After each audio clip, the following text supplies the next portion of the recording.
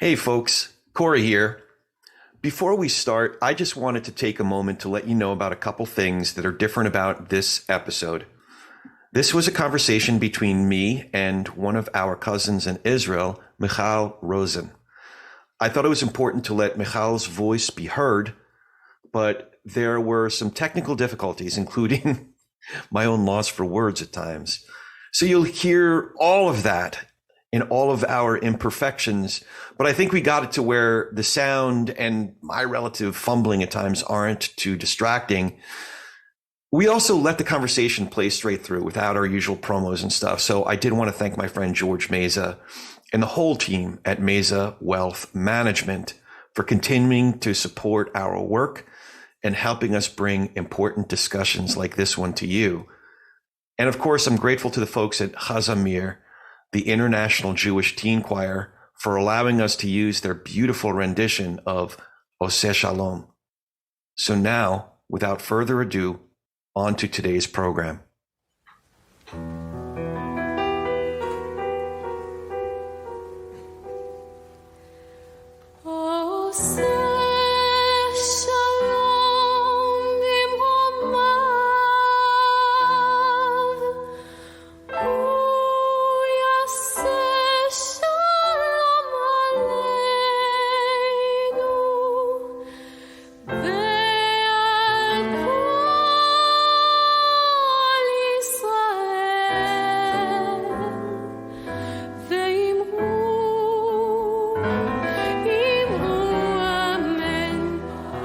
Welcome to a very special edition of Talking Politics and Religion Without Killing Each Other. I'm your host, Corey Nathan. And the fact is, we're in a time when people are killing each other. I'm speaking, of course, about what's happening in Israel, where thousands of people have already lost their lives and hundreds of thousands of human beings are directly in harm's way. But I'm also speaking of what's happening around the world. There have been violent outbursts right here where I live in Southern California. One Jewish man died after a confrontation that broke out in violence this week, just a couple towns over from me in Thousand Oaks. So today, I'll be speaking with my cousin, Michal Rozen. Michal has lived in Israel with our family there her whole life, and she's currently serving as a communication and film teacher in Israel. And that's uniquely important, as we'll discuss. This is an aspect of the war that hasn't been discussed nearly as much as it should, but a major part of the strategy of the terrorist groups that are conspiring to defeat Israel is an information and media strategy. And tragically, the strategy is working. Propaganda is working to ignite fear and hatred in people that's leading directly to this deathly violence. And that's some of what we'll be discussing today with my cousin Michal. Michal, first and foremost, how are you? How's everyone there? Well, we good as can be. You know, it's wartime and everyone is in the army. So we're already in it for over 30 days. We're living for it, trying to live normally. And what part of you're in near Tel Aviv, you said?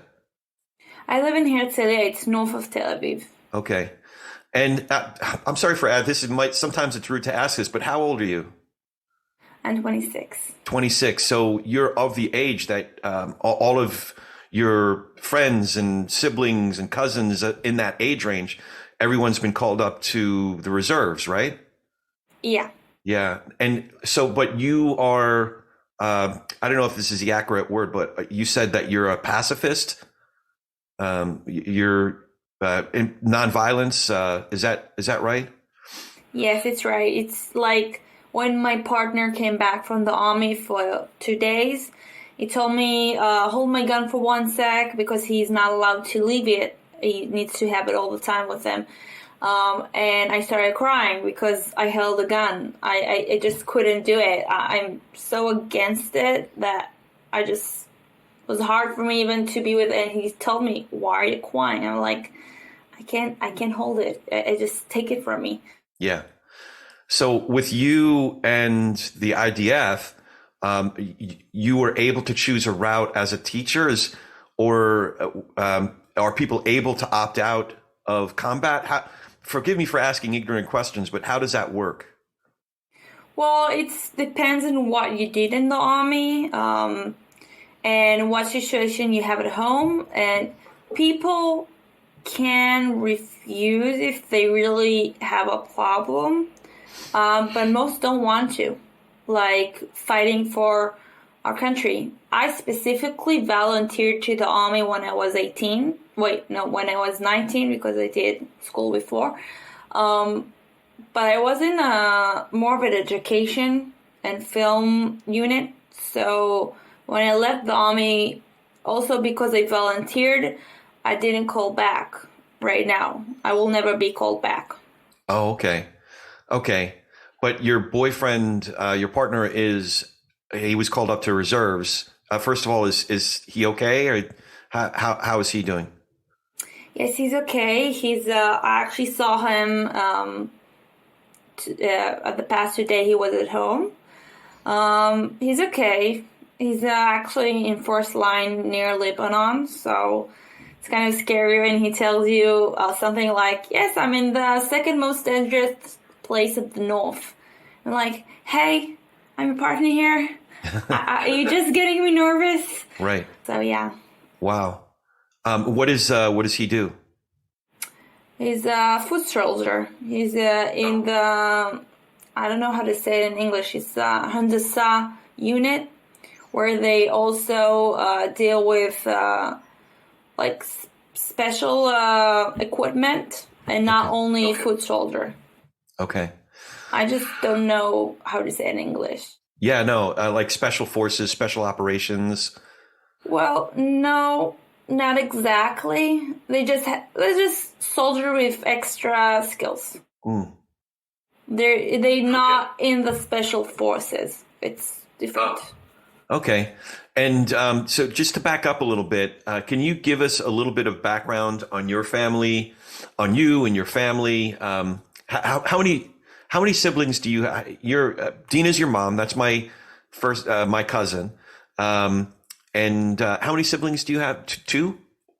No, I have 2 brothers and 1 sister. Okay, so there's 4 of you all together. And what age ranges are you? Between 22 to 30. Okay. And are you all 4 of you are active right now? So you're teaching, and then your brothers, were they both called up? Well, my younger brother was called to the army, and also my older sister, but my brother didn't serve in the army. He did something else that they asked him to do. So he didn't call back, also like me. Oh, okay. All right. And you also have first cousins. Your Aunt Laura, may she rest in peace. She has two children, your first cousins, and your Uncle Jonathan. He also has 2 kids or 3 kids? I forget. 3 kids. Okay. So 5 first cousins on your mom's side. What are they all doing? Your grandma Sheila, she sends us updates, but there's a big family there. So big mishpacha, as we say. So what is everyone doing to give me an update on your first cousins on your mom's side? Well, Liron is in a rescue unit, and Reut, I don't actually know what she does in the army. Okay.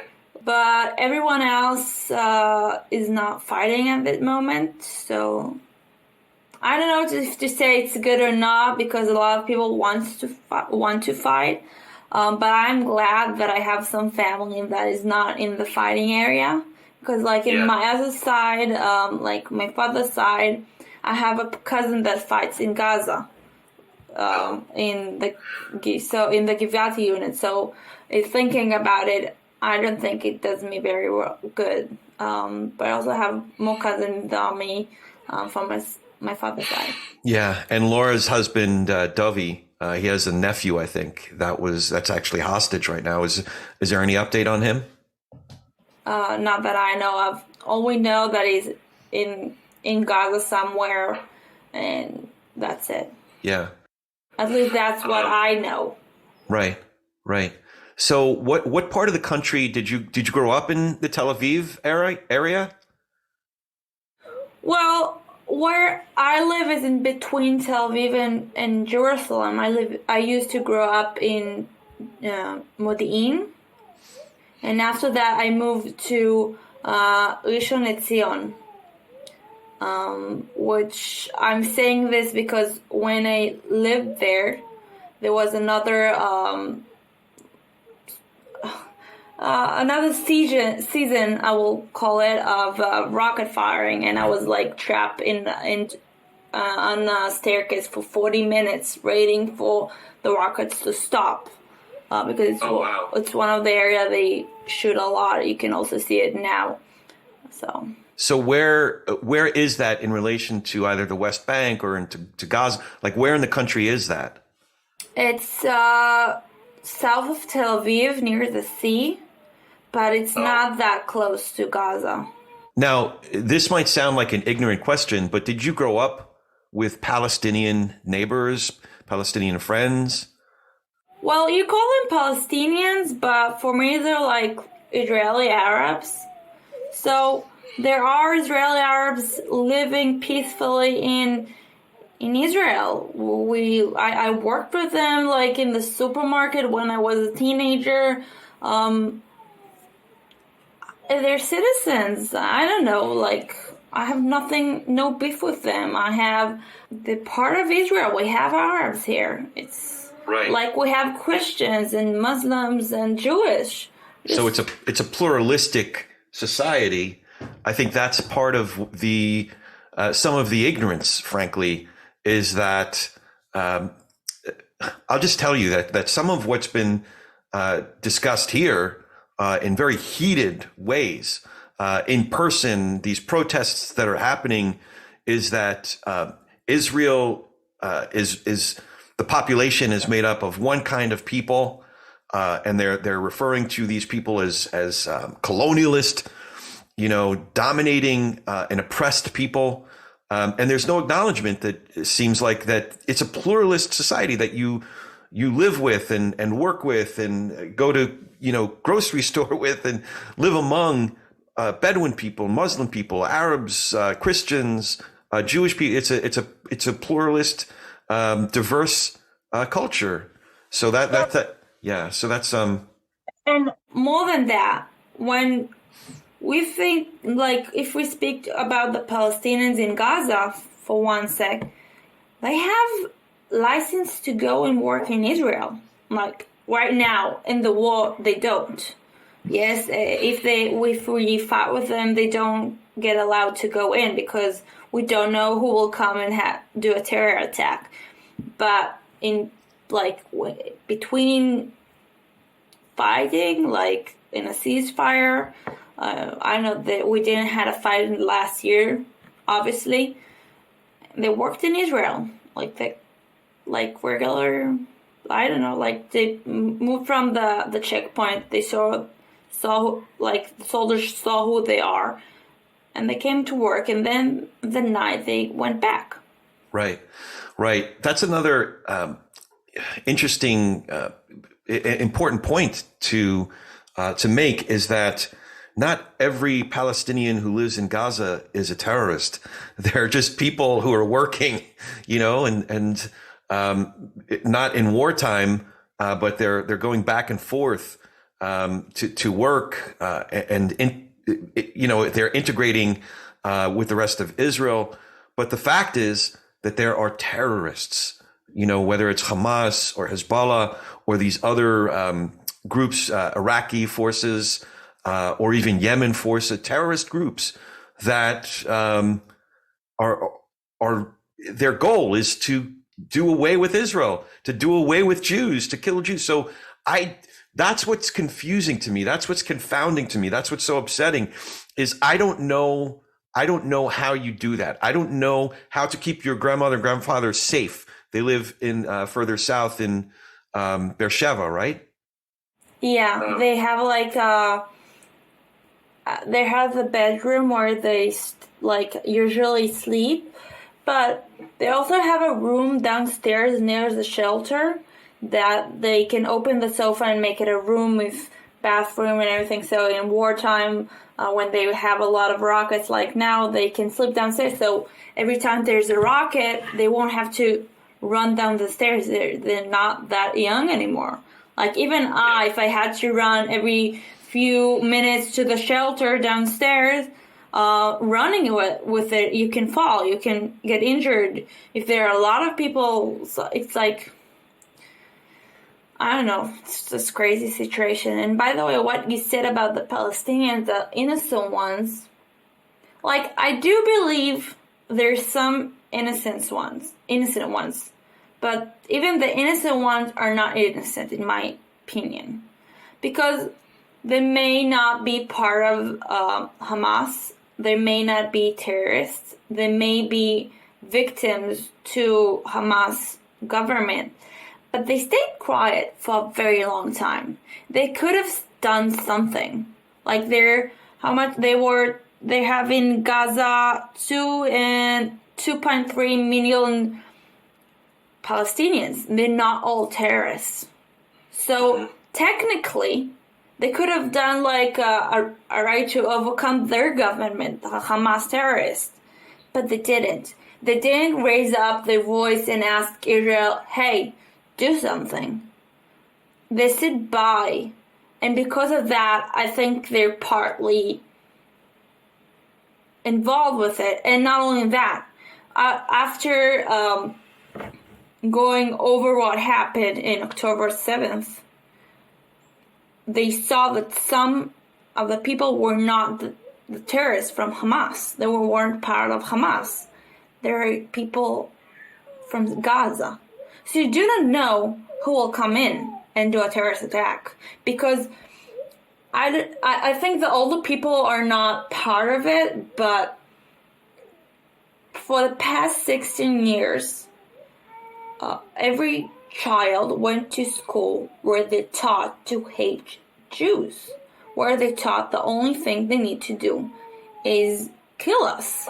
So the young people now believe they only need to kill us. That's their goal. So what do you do with that? Like, the older people did not have that, like, education, so they less likely go with everything Hamas says. But the younger ones, what do you do with them? How do you teach them to live in peace with us? Right. That's a big question. Right. And this is an area of study for you because you're a communication and film teacher. So you're studying the media, whether it's, widely distributed media or even just the short films that people are taking on their own phones. And that sort of socially distributed media. So this is an area of study for you. So let me ask you about that. So tell us what kind of teacher are you? How old are your students? What are you teaching? Well, I teach communication and media. I teach 16 and 17 years old children. And yeah, I actually, from the minute that the war started, only taught about that. Like everything I teach, I give examples from the media, from the news network, from what happened in social media. What do you mean by that? Like the concept of what I teach. Well,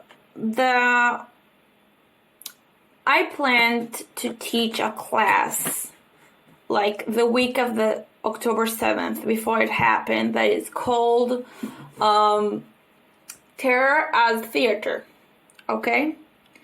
And that was absurd to me because the original stuff that I wanted to put was about 9/11 and ISIS, like as examples. I will say in a minute what it is, terror as theater. But then this October 7th happened and I changed all the examples for what happening in Israel. And it was crazy for me because I actually could have done the example from Israel.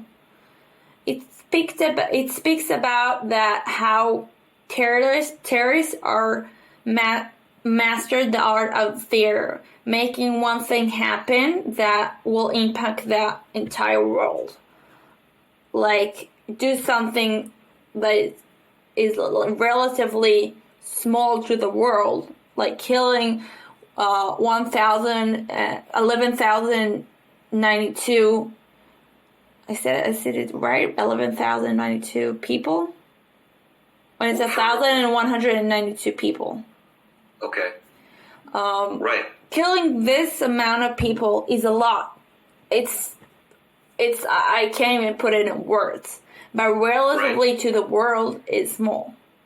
But that act made their propaganda. They spread the word as why is Hamas, what they want, and to impact the world. And now everyone knows Hamas. A lot of people pro Hamas now. They succeeded. This is what is called terror as theater. They make something so big, so horrific, that it gets to the entire world, and then the entire world know them. And I actually could have put in the class example from Israel, because it happened in Israel. It shouldn't have happened anywhere, but it was like out of the blue. How does something like that happen?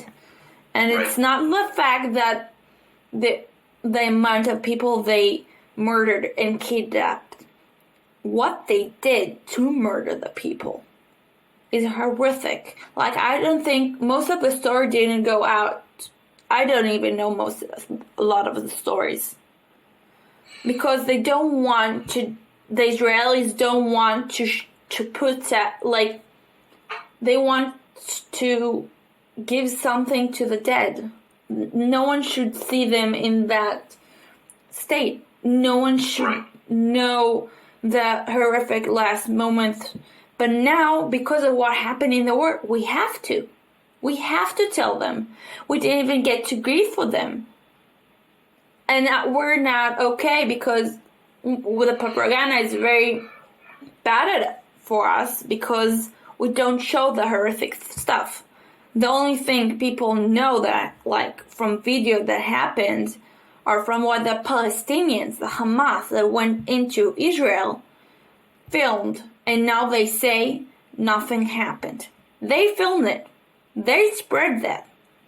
And then now they say nothing happened. Just like the Holocaust. There are people that doesn't believe in the Holocaust. But it happened.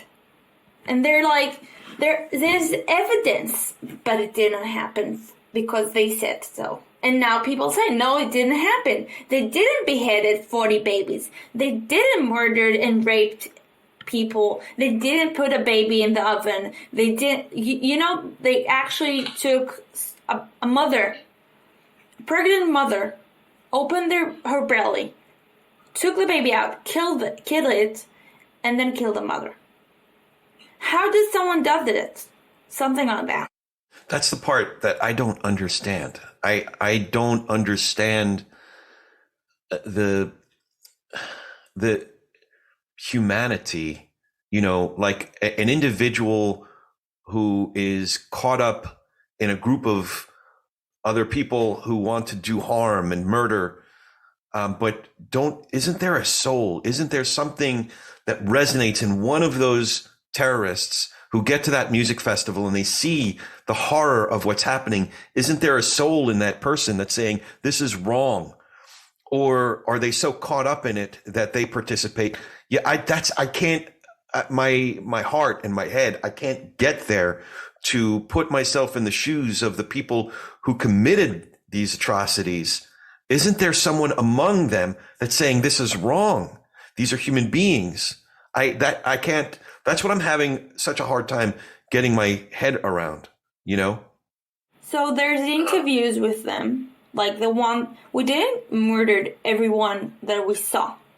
When even we met with a terrorist, we didn't automatically only killing them. We took them to interviews, like, what the hell happened, like this. And from what they saying, they were all heavily drugged. Everyone who went into Israel was heavily drugged. So they were kind of delusional as well. So they knew they're gonna do it, so they took the drug to help them. If you knew you're gonna do it, and if you knew you had a problem to do it, don't do it. Like, how the hell? Even there was one terrorist who said, when they asked him what will his father say if he knew he was part of it, and he said, he will disown me. They know it's wrong to do it, and they do it anyway. Did you know that from 2004, we had with Gaza, with a terrorist organization in Gaza, 13 operations. 13. Like, in the 2014 operation, Sukaitan, there were over 4,000 rockets shot to Israel. And now, in 2023, do you know how many rockets were shot from the minute the war started? No. Almost 10,000 rockets. 10,000. Over 200,000 people who live in Israel were displaced from their home. Over 240 kidnapped. How does this doesn't shock the world? How is it that thousands of people are protesting against us? They actually calling like Hamas chant from the river to the sea, right? Which calls to murder all of Israel. Yeah, that's being chanted even here in Southern California, right near my home. There was the Wednesday after October 7th. There was a gathering of Jewish people here in my community and our neighbors and friends. And there were several trucks filled with people that were shouting from the river to the sea, waving Palestinian flags. The gathering was specifically there to mourn the losses. Many of us, like me, I have family there. Many of us here have family in Israel. We were simply there to hold each other and to mourn with each other. And they're chanting the river to the sea. Do they know what they're saying? I think they do. Basically, they're giving themselves a license to say, do away, completely wipe off the face of the earth Israel, wipe off the face of the earth Jews. So somehow this is okay, and I don't understand it. I do want to ask you a tough question, though. Prior to October 7th, I would imagine with a family as big as yours, that not everybody feels the same way about someone like Netanyahu, the leader of, Prime Minister of Israel. Did you have conversations among your family or friends? Did different people feel different ways about him, or is everyone in your family pretty much feel the same, lean the same way, or are there differences of opinion about how you feel about what Netanyahu and what he's done? Well, there are a lot of differences. Like, I'm left wing. Some of my family is in the middle. My father is left wing. If we're talking about my cousins, some of them are like that. Some of them are like that. But we're not the same. Even if we grow up in the same area, each of us believe in different things. So we're not in the same voting for Netanyahu. Some went to protest against everything that happened. Some are pro what he did. But I specifically think he was the cause for everything. Like, he wasn't all bad when he was, in the politics. He actually helped with the economic. At the same time, he made a diversity among the people. And that is really bad. Right now, you don't feel it at all. Everyone is helping. It's like the war just wiped out everything Netanyahu did, but at the same time, he didn't. But the diversity that was in the country, we even started speaking we think it's going to be a civil war. We actually thought the right will fight against the left because it was just crazy. No one listened to anyone. But right now, it's not true. Right now, there is not a single person who doesn't help anyone who needs help. If it's with money, if it's from stuff with the army, if it's food, if it's place to live, everything. Even we're placing another teacher so he can do what in the army what he needs to do. Everyone is helping everyone. We all together. We have the flag outside. We sing the anthem together. We're helping each other. But Netanyahu didn't do that. Netanyahu didn't help us to be together. He did the exactly opposite. So do you think there's better leadership? Is it possible to change leadership in the midst of this war? Or is it simply about surviving to the next day and figuring out how to get to, I don't know, it's hard for me to fathom what you're going through on a day-to-day basis. But you say that even for as divided as folks were prior to October 7th, there's a lot of unity. And it sounds like the unity is, hey, we have to help each other just to survive. Is that a fair way to put it? Well, yes, kind of. Because you can see it in every time we had a fight with Gaza. Mm-hmm. That's exactly what happened in the country. Every time something happened, we helped each other. Because we all are in the same boat. We all love our country. We all live here. We're all human beings who believe in our culture, in our food, and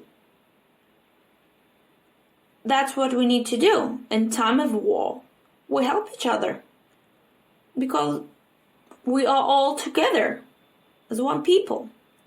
When we go abroad and we see an Israeli, we're like best friends in 1 second because he's from the same place, no matter what. Right.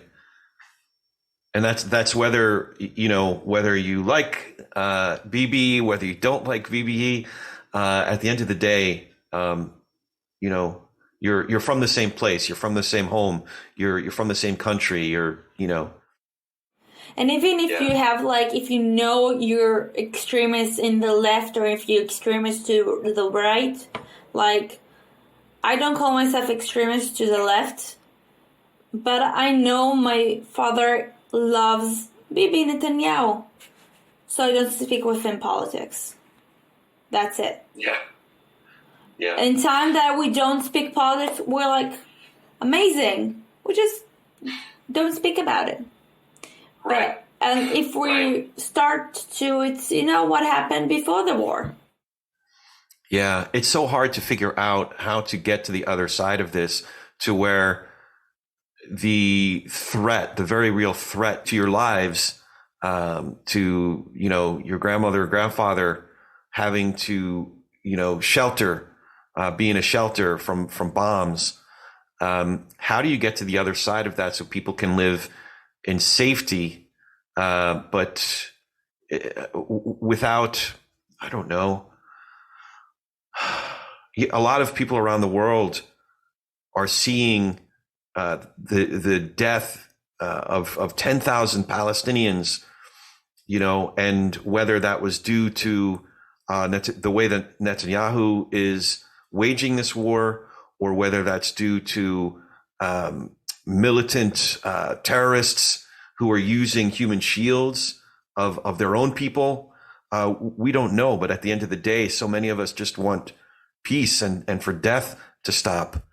But what I'm having a hard time coming to a conclusion about and having a position about is how as Israel, do you get to a place, do you get to a time where you can live in peace and security without being in fear of terrorists coming and murdering and raping and torturing, but without having to eradicate an entire people without having to, as Netanyahu has said recently, flatten all of Gaza. Like, I don't know. I don't know. I don't know what the answer is. But I do hope for peace. I just don't know how to. I don't know how to do that. So I don't know if you have thoughts on that about, how to wage this battle so that people who live there, Jews and Arabs and everyone, can live in peace. But to, because there's I don't know. I don't know if you have thoughts on that. So I'm going to break down what you just said, and I'm going to start with the numbers. Okay. The numbers of Gazans who are dead. I don't know how many. They lie. And that's like a big thing that the world, I don't think, understands. They lie. And we can prove it. Like, go to the history of an AI, and you will see Gazans dead on the floor, and we are killing them. For the last few days, you can see it all over, and you can not only go for the history, you will see it on their hands when they have 5 fingers and they have an extra leg somehow over there in the photo. You can see the lies. A few days ago, there was a time they said they had X number of injured, and next day it was 10,000 people extra, and the next day was 7,000 less. They lie all the time. So you don't know how many are there injured and dead. I don't know. We see actors. Like, there was a photo going around about someone holding a baby crying, like the baby was all blood. But they posted it by accident because you can see it's a doll. You literally can see it's a doll, and they took it off really quick. And they have like one actor that goes, and sometimes he's like this, sometimes he's amazing fighting, sometimes he's in the hospital, injured, almost dead, and the next day he's walking around like a regular Gazan, that behind you can see stuff that are broken down. So how do you know how many people are actually dead and injured? That's like, just speak about the hospital thing that happened, that they say we did it, and then you found out it's actually Hamas. So originally it was 500 dead, and then it tended to be about 40 something, 50 something, I don't remember, but this area. You don't know what is actually there, what is actually happening. So how do you know to what believe when you see a photo of the structure? Like, I know there is this structure. I'm not saying there isn't. But you cannot believe the numbers they're saying. Like, I'm going to tell you the cousin that we were really angry with, that I told you in the beginning. At the 4th or 2nd day, I don't remember when he posted it. When we first saw that he's posting stuff to the Palestinians, it said that we murdered 400 babies. Right. And the first day of the war, when we still fought in Israel, also the second day, we also only fought in Israel because we had villages conquered by people from Gaza. How was it that we killed 400 babies? We didn't even go into Gaza. We did had airplanes bombing Gaza, right. But still not 400 babies. It just can't be possible. And also, everyone talking about how much we're not moral and stuff, but we're the most moral army in the world. And I'm gonna just tell you some facts because you understand it. In the month since the beginning of the war, the army did 20,000 calls to people in Gaza to warn them we're gonna bomb in a few hours. 1,005,000 flyers were around Gaza, 4,004,000 SMS texts to warn them, and another 6 million voice recording that was sent to people in Gaza. We warning them from with a lot of stuff. Right. Flyers from the air, text message, phone. Yeah. We're doing everything we can for them to move, so for them to be safe. But Hamas shoot their own people. If we don't shoot them, they shoot them. Because if they want to leave, they shoot them. There was just a video yesterday, I think, that you see a lot of Palestinians move from north to south with the white flag.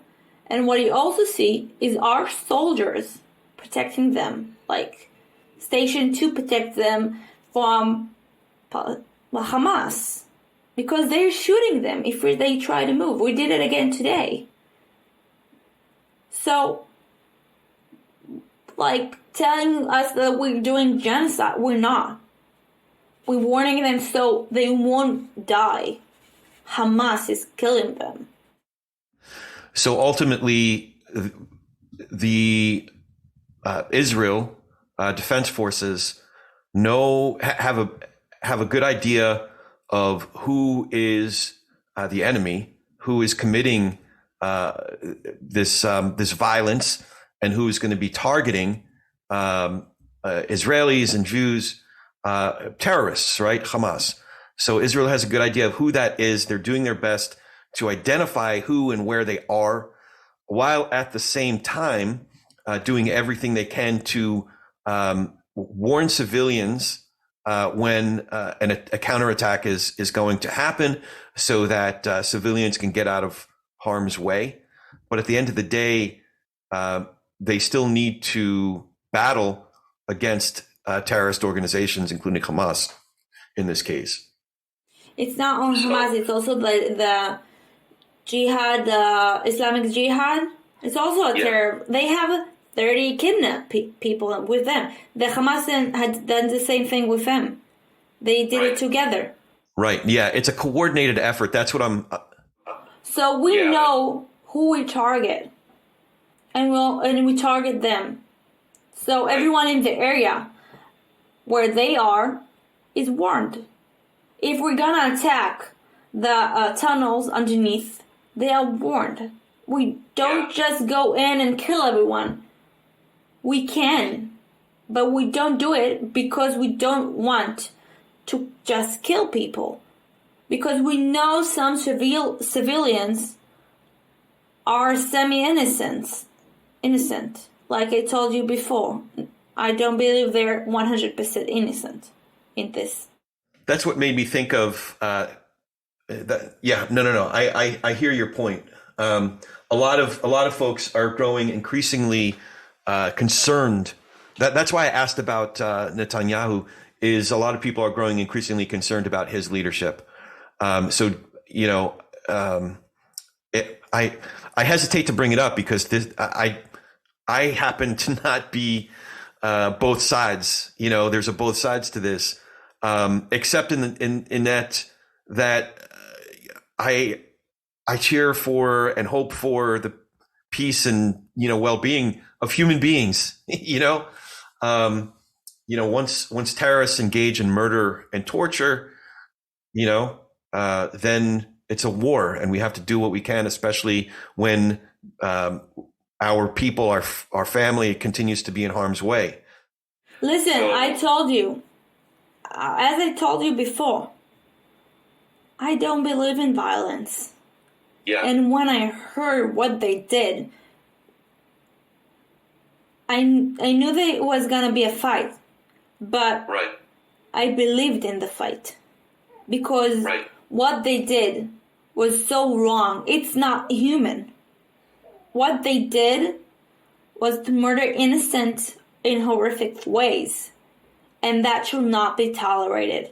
And if we were just, like, everyone telling us, do a ceasefire. But if you listen to what Hamas leader is saying, they only want to kill us again and again and again. And if they don't succeed now, they will succeed later. And that's why we always try to now eliminate all Hamas. Because if they're just going to say that this will not be the last time, and we're just going to go out and live our lives, it will happen again and again. And how you said, third time and fourth time and fifth time. And then what? Right. What do you want us to do? We cannot live where they want to murder us in violence and in monstrous ways. It's just not something we can do. We can live around humans who speak with us, who want to work with us, who want to live peacefully. But we cannot live around people who want to do those things. Because that's not human. It's not even an animal, because animals don't do it to another animal. It's monstrous. Yeah, monstrous. That's a good way to put it. Yeah, I'm reminded of what Golda Meir said. If our enemies put down their weapons, we'll have no war. But if we put down our weapons, we'll have no Israel. Right. And listen, what we asked is to bring our kidnapped back. They don't even, like, everyone's talking about a ceasefire, but Hamas didn't ask for a ceasefire yet for kidnapped people. And that's what we want. So it's like when we say no, we're the bad people, but they didn't even ask. So what? We're still the bad people. When we say the truth, we're the bad people. When we want to protect ourselves, we're the bad people. We're Jews. Listen, everyone tell us from the river to the sea, do you want us not to be here? Oh, okay, so you want us to be here, but around the world you're trying to attack Jews now. So where do you want us to be? Like, sorry, but this is my country. That if we won't be here, the Jews around the world won't have anywhere to go if they ever wanted. Like, hopefully they won't. But they won't even have that. So what? It's our country. We hear a lot of, talk in Israel about the fact that the history, because everyone is posting about the history that Palestinians, it's not their land, Israel, it's not their land, stuff like that. But to tell us, it doesn't matter. They're here. We're here. We live here. It's at home. Okay? That's it. We're here. We're not going to go anywhere. It's our country. We're not colonizing it, if you look at the history, but it's where we live. That's it. We have the right to be safe as human beings. We were born on this earth. We're like you, so we'll believe in something else. So what? So I'm a Jew and you're a Christian and you're a Muslim. So what? We're all human. That should not happen to anyone. Right. And the fact is that that is the only place in the entire region, the entire Middle Eastern region, where Jews have been able to live. There's not a Jewish population in Egypt. There's not a Jewish population in Lebanon. There's not a Jewish population in Syria. I mean, even you have to go several countries away to Iran of all places, to find a Jewish population over 100. So it's that entire region, that little tiny piece of land is the only place where Jews have been able to live. And it's, to your point from before, it's a pluralist society. Other religions, other people from other backgrounds are able to live there as well and integrate among each other. But we can't live. It's not only the Jewish that can't live in the Middle East. Because if you look at the numbers, like there are still, I think, Palestinians around the Middle East. They're in somewhere, but not a lot. Because like if you look at the numbers, because it's posted a lot right now. 4,000 Palestinians were murdered and 850 Palestinians lost their home in Syria when they had the war. And in Syria, you said? Yeah. 2,500 Palestinians were murdered and 30,000 lost their homes in Lebanon. Egypt doesn't allow Palestinians to go in, but we are the bad people because no one knows this. They don't look. Right. But when we, the Jewish people, do it, that's wrong because we protected us, but they just got murdered. So why? And it's like, no matter what we'll do, we will be wrong forever. So how are your students processing this? How by the way, do you have, are they, are all of you students Jewish, or do you have Arab students as well? And how are they all dealing with what's happening right now? I'm going to tell you the truth. I don't know if some of my students are like Christian or Muslim. I presume some are Jews. I actually don't know that answer. In a way, that's good, though, because it shouldn't matter, right? It shouldn't matter, but you can see a lot of like Jewish schools or like Muslim schools. It depends where you live and what you want, because some actually want only to study with Arab people and some only want to study with Jewish. It depends on the family, it depends on the area. You know, it's not all the same. It's like we have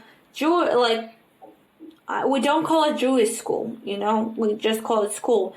But there are several kind of schools. Like you have the school that I went to that I not very religion, and I just, you know, go to school.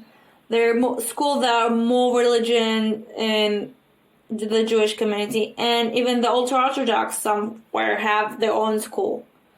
But it's the same, like, you know, in Muslim and, you know, Christian.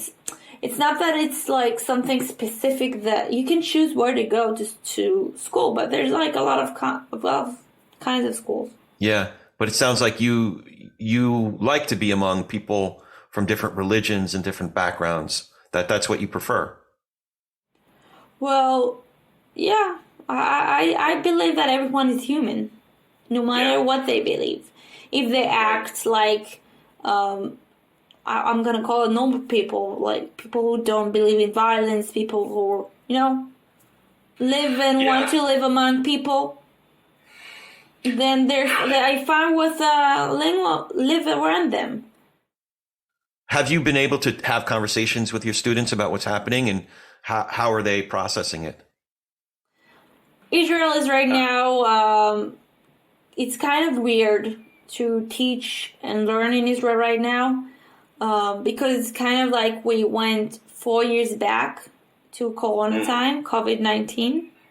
Because some days we teach at schools, some days we via Zoom, like more like Google Meet, but so we kind of went back in time. It's kind of like COVID-19 was meant to teach us how to deal in time of war. So it's kind of funny because now the student didn't just stop for a month to learn. They continue to have activities because of that, just, you know, via a computer. So that kind of went to be our kind of normal.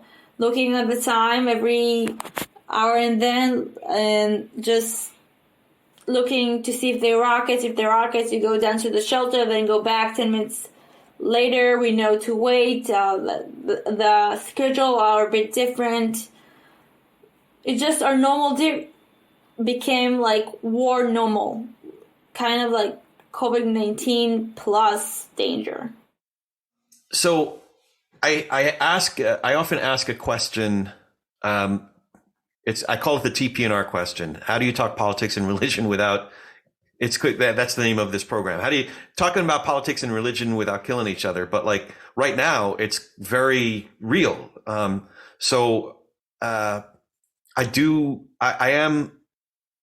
would like you to share your thoughts on what you think each of us can do to be able to share space to do this better, because I have friends that I've worked with that are saying the kinds of things that you're talking about, that are buying into the propaganda and buying into even saying these terrible things from the river to the sea. These are people that I know, people that, and it's crazy to me, some of the people that are fighting for LGBTQ rights, but are also saying from the river to the sea. So how do I engage with people that I work with, or even people in our family? Like you said, you had a cousin here in the States, to have better conversations or nurture relationships with people across these vast differences. People who think differently than we do, have different beliefs than we do, get their news from different sources than we do. How can we do this better? Talk about political things, about this war, about religion, without killing each other. How do we do this better? Or is it even possible? Well, first of all, I want to say two things. One, it's not just the river to the sea. People just don't understand it right now. From the river to the sea is to kill all the Jews. But the Hamas also says they want to kill the Christian, or that they will be Muslim. So when they will finish with us, they will continue to the Christians. So they don't understand that. That's a big problem, that they don't only hunt us, they will hunt the whole world. To answer your question, I actually had a conversation about that with my partner yesterday. Some people cannot be taught, cannot be changed their mind. They're so focused on their own, and they won't change ever. They believe in something and they just won't move, and they also will see their way always. It's called, I actually teach that, it's called symbolic reality. When with your belief, you will just see the world your way. So you will always believe that what you believe in is the fact, the truth. That's it. You cannot change their mind. Most people are not like that. Most people, I believe, can change the mind with conversations. If you will have a lot of conversation with facts and give them the right information and let them check, well, just go and check for yourself. You can watch, you can just go into the internet and go to ABCDE and check the facts. You will see what I'm saying is right. You can change their mind with facts and conversation, in my opinion. But the other people, you can't. They're a minority, but... No, to your point, I had a conversation the week after October 7th with one of my own family members. I saw that they were posting something that I was concerned that they were leaning in the direction that maybe they didn't understand. So I had a very lengthy conversation with this person that I love very much. And a lot of what I committed to doing was listening to their thoughts, what questions they were working through, what beliefs they had. And with this particular person, I knew that I couldn't come in very strong, because if I came in, trying to dominate the conversation and say, no, you must think this and you must feel that, then I wouldn't be able to continue in the conversation, and I would risk the possibility of fracturing our relationship, not having a relationship with this person. So I did a lot of listening, but there was one or two points that I thought, well, consider this. And in this instance, in this conversation, it had to do with our own family's history. For example, the idea that the Jews in Israel are this colonialist power. I said, this is our family story. The people who got there, not even with your family, not even when your grandparents got there in the late 70s, but even before that, in the early 1900s, our family was fleeing Ukraine, or it was part of Russia at the time. In the early 1900s, they were fleeing pogroms. This is not a colonialist people that are fleeing pogroms, people that are fleeing an area where our family lived for 800 to 1,000 years and got, some of our family members got to New York and Newark here in the United States. Some of our family members became activists that led to what became the state of Israel. So we had a safe place to live in that part of the world. But when we were traveling and when we were fleeing from Ukraine, where people were burning down our houses and killing our neighbors, from the Cossacks to the Tsar's army to the Bolsheviks, we were fleeing, and we couldn't carry our house with us, or all of our possessions. We could carry what we could carry on our back. So that was the one. That's our family story. That's our family story. So that was the one thing I was able to share with my loved one in this conversation, to correct hopefully to give a different perspective about the perception that the Jews in Israel are this colonialist power that's oppressing this historically marginalized people. And then the idea of race came into it, the people of color. I'm thinking, oh man, we really have to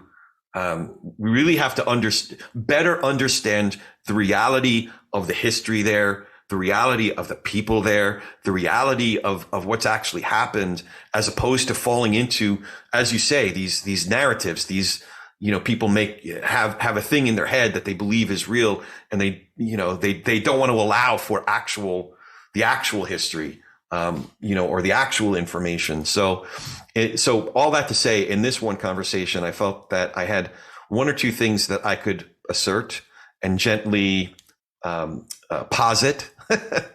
But my loved one gave me that right, gave me that opportunity, because I also did a lot of listening with this person as well. So I don't know if that helps, but that's I figured. I usually don't answer my own question, but I figured that it's worth sharing how that particular conversation went.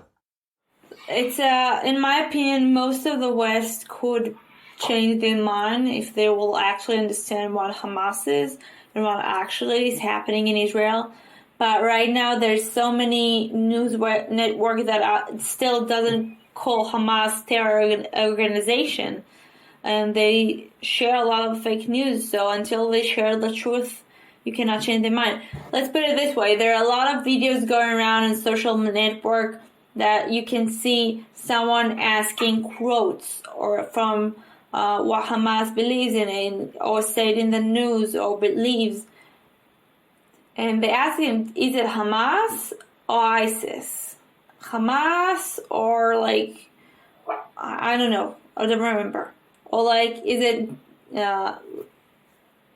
somewhere like Iran, or somewhere shares comparisons, okay?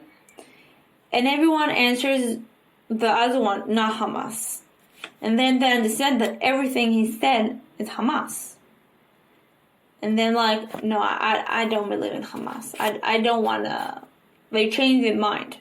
Because they don't understand the fact that it's against what they believe. All the LGBTQ. Yeah, LGBTQ. Yeah. That, what you said. What they say to support Hamas is crazy. Really. Because if they step in Gaza, they will be beheaded. What do you think would be a good news source or a good source of information on how to stay up to date on what's actually happening there? Well, when I look at the news, I don't only look at the news on TV or in the paper. I'm also on Telegram, and there's a lot of group there that shares not only what Israel and the army says, also what Palestinian sources say, in the same chat. And then you can really compare what they say, what we say, and what the news say. So when you compare those outlets, you can understand the situation much better. But Right, I don't right. think there is in English. I think like all my groups are in Hebrew. Okay. So to insert in English, maybe the Israeli Post, or you can always compare. Yes, you should always compare. Actually, the newspapers. Yeah. But if you truly want to know what Israeli is saying, go to like Israeli newspapers. But no one does that. Right. Or hear what? Oh, Yosef Haddad is an Israeli Arab who posts a lot on Instagram. The truth. Yosef Haddad? Yeah. Okay. I'll look that up. I might have to double check with you because I'll probably put a link in our show notes so people can. Yosef Haddad. Is there anything important that I forgot to ask you, or anything important that you want to add? I want to say, like, why is the situation in Israel so bad? Because I'm going to say quotes, a thing that Israeli can say, and you can't. Yes, my son has a shelter in his kindergarten. I'm happy that he was kidnapped and not murdered. At least she was murdered and not kidnapped, because you saw what they did to the Israeli girls when they were kidnapped. I'm so glad I'm small enough that I can fit in a closet. They took down the posters of my mother who is missing.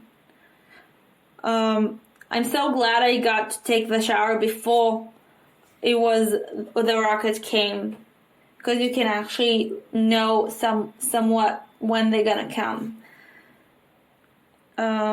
We have a wooden board in case someone want to come into the shelter.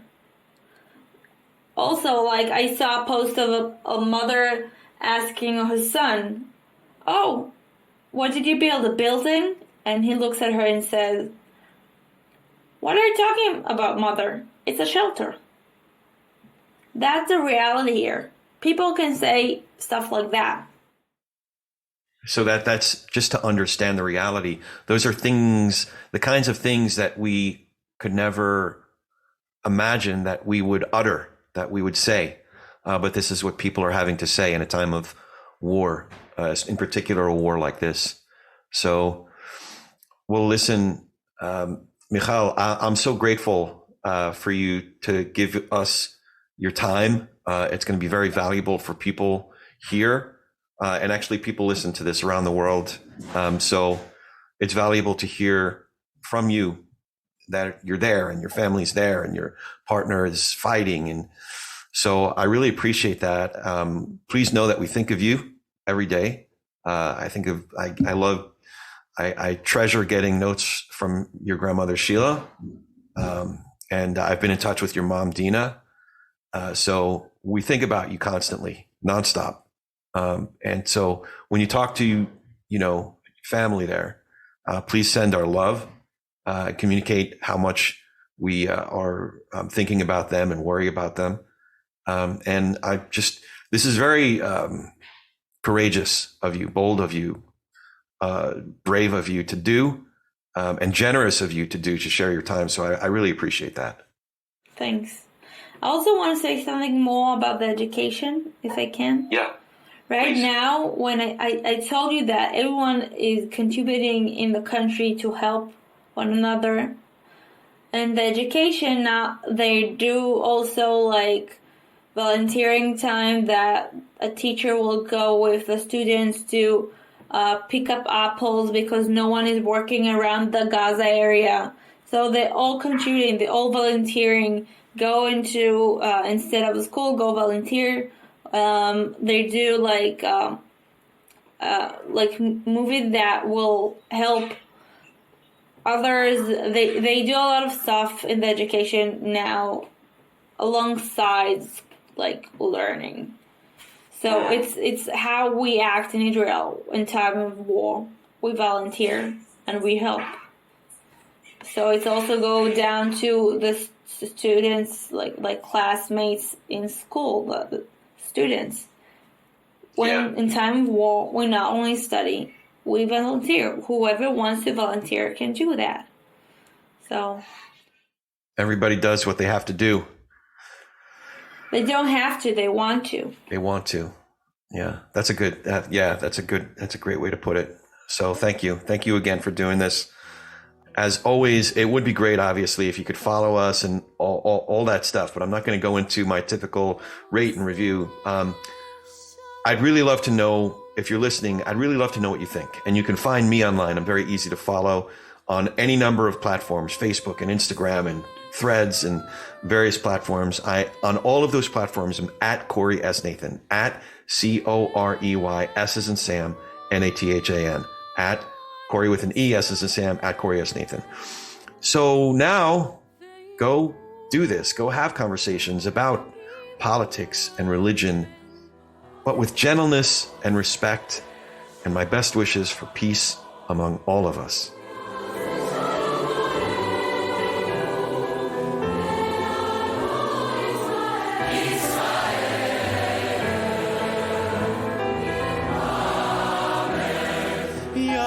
Shalom, Shalom, Shalom.